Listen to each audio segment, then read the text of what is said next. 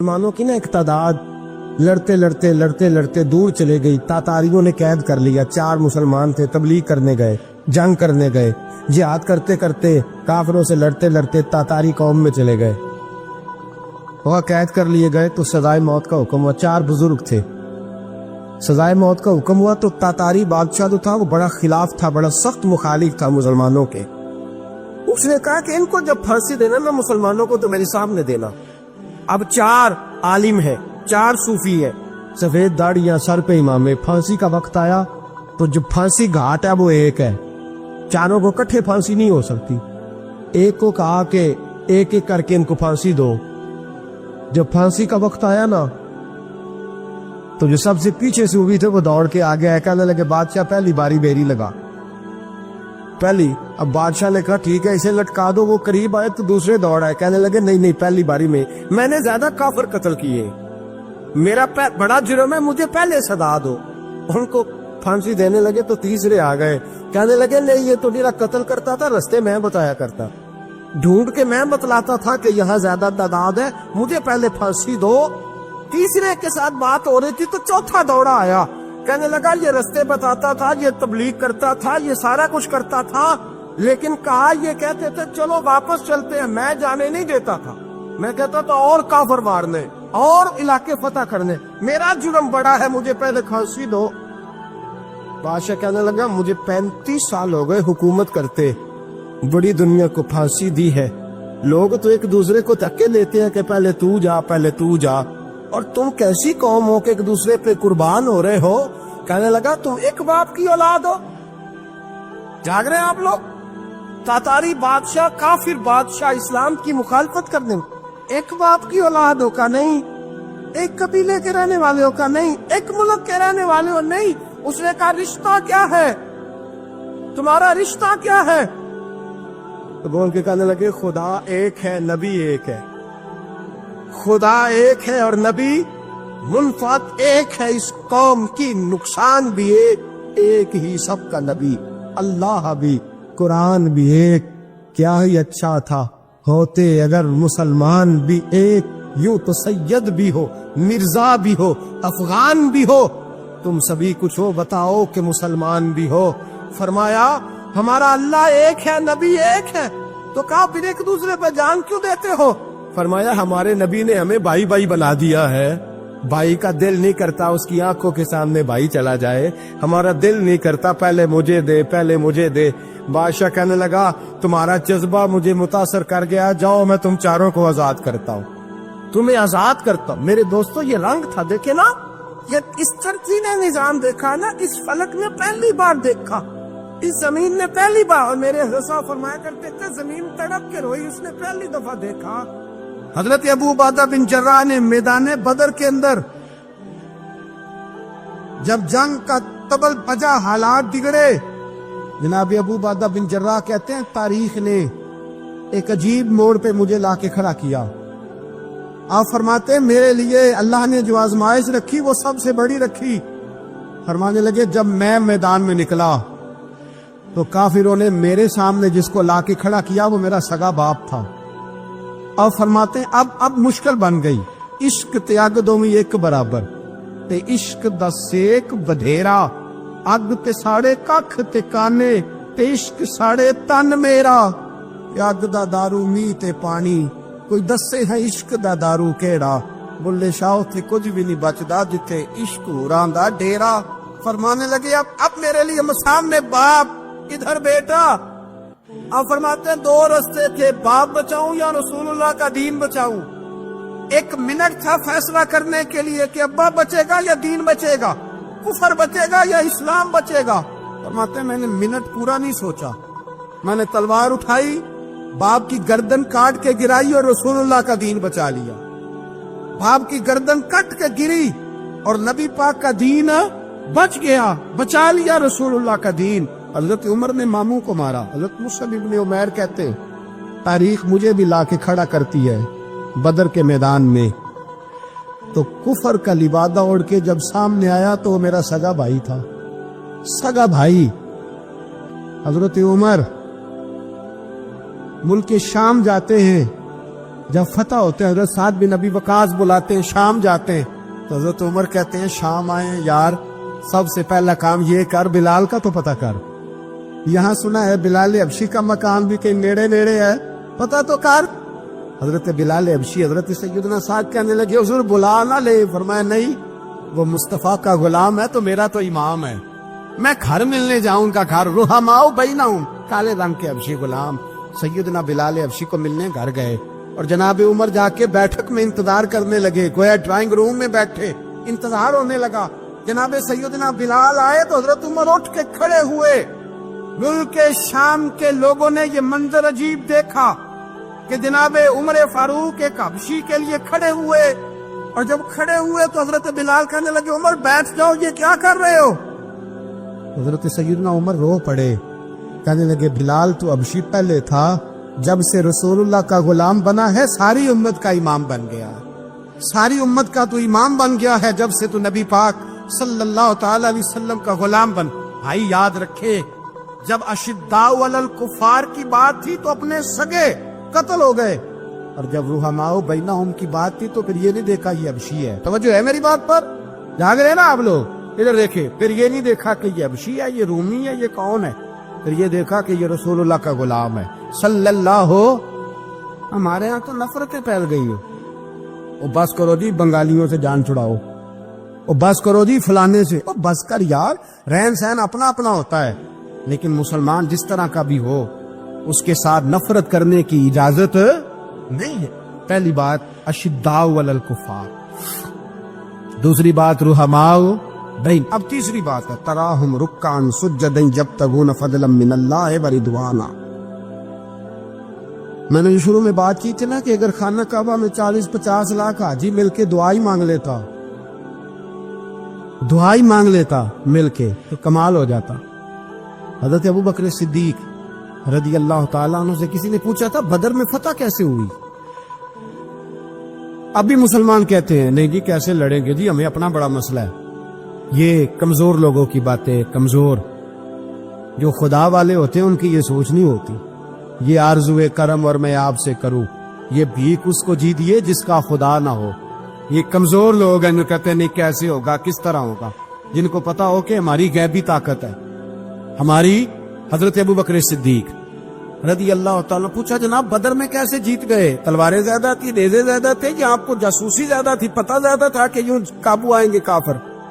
ابو بکر صدیق فرمانے لگے نہ نیزوں سے جیتے نہ تلواروں سے جیتے، ہم جو بدر میں جیتے ہیں تو مصطفیٰ کی نمازوں سے جیتے ہیں، ہمیں جو بدر میں کامیابی ملی تو رسول اللہ کی دعاؤں کی برکت سے ملی۔ فرمانے لگے کافر ساری رات شرابیں پیتے رہے، ساری رات وہ ناچ گانے میں مصروف رہے، اور میں حضور کے خیمے میں موجود تھا، نبی پاک ساری رات نماز پڑھتے رہے، ساری رات حضور نماز پڑھتے رہے، ساری رات اللہ سے دعا کرتے رہے۔ فرمایا صبح جو کامیابی ملی تو یہ مصطفیٰ کی نمازوں کی برکت سے ملی۔ ایک بزرگ کی میں بات سن رہا تھا تو کہہ رہے تھے اب نمازیں عبادتیں ریاضتیں بعد میں کرنا، پہلے جہاد کرو۔ کہہ رہے تھے اب نکل کر خانقاہوں سے ادا کر رسم شبیری، عبادتیں ریاضتیں تلاوتیں درود بعد میں ہوگا، پہلے جہاد۔ تو میں نے کہا صاحب عبادتیں تلاوتیں درود ہو کہاں رہا ہے، پہلے وہ جگہ تو بتائیں۔ خانقاہوں پہ تو عرس ہو رہا ہے، سال کے بعد ڈھول لگ رہا ہے۔ وہ جو زمانہ تھا نا کہ خانقاہ شریف پہ شام تک قرآن مجید ختم ہوگا، فجر کے بعد 50,000 درود پڑھا جائے گا، وہاں لوگ آئے ہیں تو وہاں ذکر کرتے کرتے لوگ اس قدر مست ہوئے کہ انہیں ہوش ہی نہیں کہاں کہ کہاں گئے، وہ تو دور ختم ہو گیا۔ اب کہاں ہے خانقاہ میں؟ اب تو نظر نیاز رہ گئی، ختم شریف رہ گیا، عرس پاک رہ گیا، باقی تو معاملہ ختم ہے۔ وہ کہاں گیا معاملہ سارا؟ وہی دعائیں التجائیں۔ شہاب الدین غوری سے پوچھا جناب فتح کیسے ہوئی؟ کہنے لگے خواجہ معین الدین اجمیری کی دعاؤں کی برکت سے۔ فرماتے ہیں بابا دعا مانگتا تھا، ہم جہاد کرتے تھے، اللہ کامیابی دے دیتا۔ بھائی وہ عبادت، وہ ریاضت، وہ مسلمان جو رات کو اپنے رب کو منا لیا کرتا تھا، وہ اپنی عبادت کے زور پر اللہ تبارک و تعالیٰ کی بارگاہ میں آہو زاری۔ حضور نے فرمایا الدعاء صلاح المومن، دعا مومن کا ہتھیار ہے۔ دعا مومن کا بول کے بتانا ہے، دعا مومن کا۔ فرمایا مومن یہ ہتھیار چلا سکتا ہے، یہ ہتھیار کافر کے پاس موجود حضرت زید بن حارثہ رضی اللہ تعالیٰ عنہ کو نہ پکڑ کے کچھ کافر ان کو پکڑ کے لے گئے تو ایک درخت کے ساتھ باندھ لیا، کہنے لگے تمہیں قتل کریں گے، حضور کے صحابی ہیں رضی اللہ تعالیٰ۔ جب کافر آپ کو قتل کرنے لگا نا تو انہوں نے درخت کے ساتھ اچھی طریقے سے ٹانگیں باندھ لی، ہاتھ باندھ لیے، گردن باندھ لی، کہنے لگا بلا اپنے رب کو۔ حضرت زید رضی اللہ تعالیٰ عنہ فرمانے لگے میں تو شہید ہونے کو تیار تھا، لیکن تو نے آزمانے کا پروگرام بنایا تو ٹھیک ہے، میں پھر بلانے لگا ہوں اپنے رب کی مدد کو، اے اللہ مدد فرما۔ اس نے اتنی دیر میں تلوار نیام سے نکال لی، اے اللہ مدد فرما۔ اس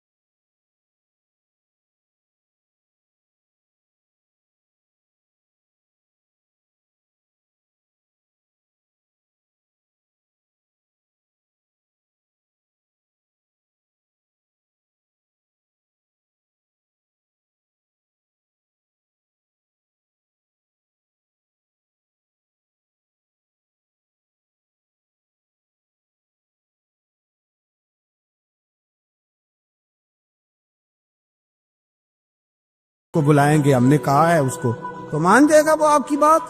وہ بچے کاٹ رہا ہے تو اس کو گھر بلا رہا ہے۔ ابھی تک ایک اتنا سا سٹینڈ کہ ان کا جو دفتر ہے سفارت خانہ وہ بند کر دیا جائے، اتنی بھی توفیق نہیں ہوئی۔ کہتے ہیں ٹھیک ہے شور شروع ہو رہا ہے بس چپ کر دیں گے سارے۔ خدا را خواب غفلت سے اٹھو، بیداری حاصل کرو، اور کچھ نہیں ہو سکتا تو کھل کے دعا تو مانگو ان کے لیے دعا تو مانگو۔ اللہ بڑا کریم ہے، وہ جب مدد کرنے پہ آتا ہے تو پھر بڑے بڑے کافروں کے مقابلے میں اپنے بندوں کی مدد فرماتا ہے۔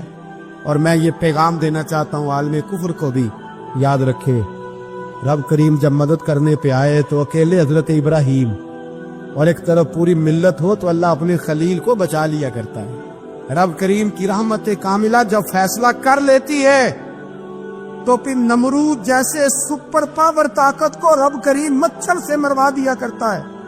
اللہ تبارک و تعالی، یہ تو مسلمان کا دعا والا سوتا ہے، وہ نکل کر خانقاہوں سے ادا کر رسم شبیری، یہ تو تب ہوگا جب خانقاہ کے اندر کوئی ذکر فکر عبادت ہو رہی ہو، اور جب وہاں حال ہی کوئی نہیں، وہاں تو رقص و سرور ہے، وہاں تو بات جھوٹی تعریفیں ہیں، ہر آدمی نے ایک بندہ ساتھ رکھا ہوا ہے تعریفیں کرنے کرانے والا، وہ تو معاملہ ہی اور ہو گیا ہے۔ حضرت سیدنا مولا علی شیر خدا کرم اللہ تعالیٰ وجہہ کریم ساری زندگی کہتے رہے اللہ علی نے میدان میں عمر گزاری ہے، اسے شہادت کی موت عطا فرما۔ او بھائی یہ تو شہادتیں مانگنے والے۔ حضرت امام حسین میدان کربلا میں کھڑے تھے، شمر کہنے لگا حسین تیری چاروں جانب موت ہے، تو آپ فرمانے لگے تجھے ابھی ہمارا پتہ ہی نہیں، موت سے تو ہمارا پیار چلتا ہے، اور فرمایا یہ شہادت تو ہمارا پیچھا کرتی ہے، پہنچ جاتی ہے جہاں ہم ہوتے ہیں، موت سے ڈرا رہا ہے۔ مسلمان کا مرنے کو دل نہیں کرتا، ورنہ وہ اتنی بڑی کوٹھی میں کون رہے گا؟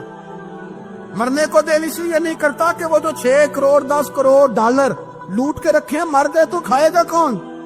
وہ فقیر فاقہ مست تھے، ان کا گھر ہی کوئی نہیں تھا، ان کے بینک بیلنس ہی کوئی نہیں تھے، وہ کہتے تھے گھر ہمارا ہے وہ جو ہمارے رب نے تیار کیا ہوا ہے، ہمارا بینک بیلنس ہے وہ جو ہمیں جنت میں جا کے ملے گا۔ ان کا تو یہ کھاتا ہی کوئی نہیں تھا، اس لیے وہ شہادت کی۔ حضرت عمر بن جموع رضی اللہ تعالیٰ عنہ میدان احد میں 4 بیٹے لے کے آئے۔ کتنے بیٹے؟ بول کے بتائے۔ 4 بیٹے لے کے عمر بن جموع آئے، اور خود ایک ٹانگ سے لنگڑے سے آبی ہے، ٹانگ چھوٹی ہے، हुजूर के सामने खड़े हुए, कहा महबूबा मेरे 4 ही थे, मैं 4 ही ले आया हूँ, कबूल कर ले। तो हुजूर ने फरमाया तू क्यों तलवार ओढ़े आया है, ये तूने क्यों गले में असला डाला हुआ है? कहा या रसूलल्लाह मैंने भी तो जाना है ना। तो हुजूर ने फरमाया 4 बेटे जो हैं। तो हजरत अमर बिन जबू ने बात की, सहाबा कहते हैं लबों से मुस्कुरा रहे थे, आंखों से रो रहे थे, क्या अजीब अंदाज है। हुजूर ने फरमाया अमर 4 बेटे जो आ गए तो तू रहने दे। तो हजरत उमर रो पड़े, कहने लगे महबूबा क्या लंगड़े जन्नत में नहीं जाएंगे? क्या हुजूर मैं लंगड़ा हूं तो मेरे लिए जन्नत कोई नहीं? मेरे हबीब पाक सैयद आलम सल्लल्लाहु अलैहि वसल्लम ने फरमाया अमर तो जरूर जन्नत में जाएगा। कहा महबूबा फिर बच्चे बाद में जाएंगे, मैं पहले मैदान में जाऊंगा। मुसलमान की सोच के खिलाफ है ये बात, ये कुरान की फिक्र के खिलाफ है कि अपनी फिक्र करो। बर्मा के लिए, कश्मीर के लिए, फलस्तीन के लिए बात ना करो, अपनी फिक्र करो। ये कुरान की सोच के खिलाफ है, ये कुरान के